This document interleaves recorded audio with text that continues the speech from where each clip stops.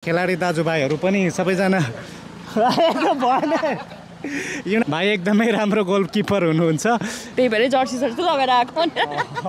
नमस्कार सम्पूर्णमा। आज फेरि पनि हामी एकपल्ट तपाईँहरू सामु फुटबल खेलको लागि तयारी लिएर आएका छौँ।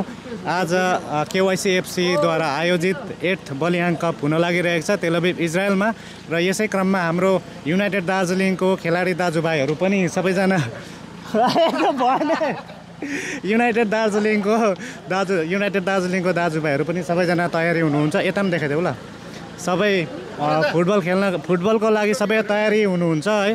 सबैजना रेडी भएर अब खेल मैदानतर्फ जाने क्रममा छन्। र यहाँनिर हाम्रो युडिएफसीको गोलकिपर हुनुहुन्छ, भाइ एकदमै राम्रो गोलकिपर हुनुहुन्छ। र पछिल्लो म्याचमा झापा सुपर होइन, म जे सोचेँ त्यो अलिअलि भन त्यस्तो सोच्दिनँ। पछिल्लो टुर्नामेन्ट झापा सुपर कपमा भाइको एकदमै राम्रो प्रदर्शन रहेको थियो, र भाइलाई आजको यो भिडियोमा स्वागत गर्न चाहन्छु। र आजको खेलको भाइको तयारी कस्तो छ? राम्रै छ होला? अब अलिअलि प्र्याक्टिसहरू त छ, अब हेरौँ के हुन्छ। अब टिममा हो, अब इन्डिभिजुअल स्किलले गर्दा के पनि हुँदैन, टिमवर्कले हो अब जित्नु हार्नु। अब आशा गर्छु सबै केटा, जहाँसम्म मलाई थाहा छ सबै केटाहरूले प्र्याक्टिस गरेको छ नि त, सबैजना पोजिटिभ भाइबमै छ। गेम हो, जे पनि हुनसक्छ, अब आफ्नो बेस्ट चाहिँ दिने हो। ल भाइलाई बेस्ट अफ लक, साथै सम्पूर्ण टिमलाई है। अलिक यता आउनुहोस् ल, यता सबै यता देखाउनु न। यहाँ पनि हाम्रो युनाइटेड दार्जिलिङको सपोर्टर बहिनीहरू हुनुहुन्छ। बहिनीहरू सबैजना युनाइटेड दार्जिलिङकै सपोर्टर हो है।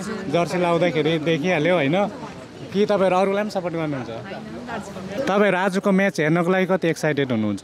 धेरै नै एक्साइटेड छौँ है। हाम्रो दार्जिलिङको नामको एउटा यहाँनिर इजरायल जस्तो ठाउँमा है हुँदाखेरि हाम्रो साथी खेलेको छ दार्जिलिङबाट, हामी पनि दार्जिलिङबाटै भएर चाहिँ हामी पनि पुरा एक्साइटेड नै छौँ। त्यही भएर जर्सी सर्ट लगाएर आएको। ल ठिकै छ, आज जितोस् है हाम्रो दार्जिलिङले होइन। दार्जिलिङले जित्यो भने हामी सबैले जितेकै हो होइन। र तपाईँहरूलाई पनि बेस्ट अफ लक। र अब हामी खेल मैदानतर्फ लागिरहेका छौँ, र फुटबल खेलको भिडियोहरू हामी अर्को भिडियोमा लिएर आउनेछौँ। तपाईँहरू माझमा हाइलाइट्सहरू सबै सेयर गर्नेछौँ है। र यति समय हेर्नुभएकोमा तपाईँहरू सबैलाई धेरै धेरै धन्यवाद दिन चाहन्छु। अनि क्यामेराको लागि है, यहाँनिर भिडियोको लागि गरिदिनु भएकोमा श्री सन्जोग सुब्बाज्यूलाई पनि धेरै धेरै धन्यवाद दिन चाहन्छु।